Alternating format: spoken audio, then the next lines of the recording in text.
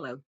Recently, my son shared something with me that made me so upset and angry about his friend's mother who was being scammed by a supposed man of God.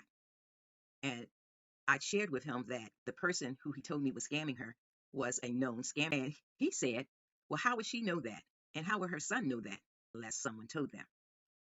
And I thought about that and I said, Lord, am I failing because I'm not speaking up and speaking? And today I decided to share truth with you about how you can tell when supposed ministers of God are not true ministers of God.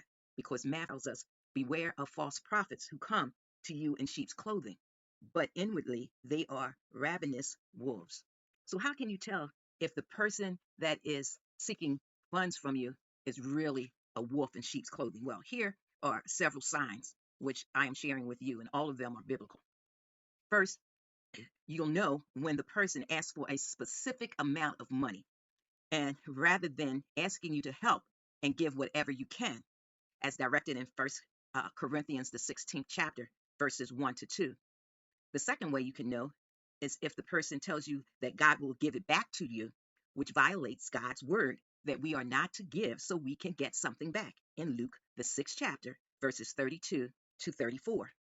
And the third way you know that you are being scammed by a so called man or woman of God is when they are telling you that you are not giving, shows that you don't have enough faith.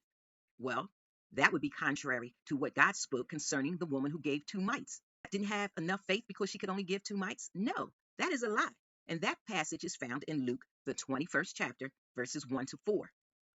Another way you can tell you're being scammed, and this is the fourth way, when they repeatedly are asking you for a sacrificial offering, which demonstrates they are not a good shepherd of God's blessings to them. They should not be coming back to you repeatedly asking for money if they were a good steward. Found in Luke, the 16th chapter, verses 10 to 12. Another way you'll know, God will never ask you to spend your bill money. He knows you need to have money to buy your groceries, pay your rent or mortgage, and all of your other bills, because that would make you a poor steward of God's blessings to you. And this is found in Matthew 25, verses 14 to 28. And my final method that you can tell that you are being scammed, God would never ask you to give knowing it would put you in debt and make you grudging that you gave something to Him. He wants you to be a cheerful giver. And that's found in 2 Corinthians 9 through 7. So these are warning signs to each and every one. Don't be scammed by false prophets. Be blessed now. Depend on God. He will bring you through.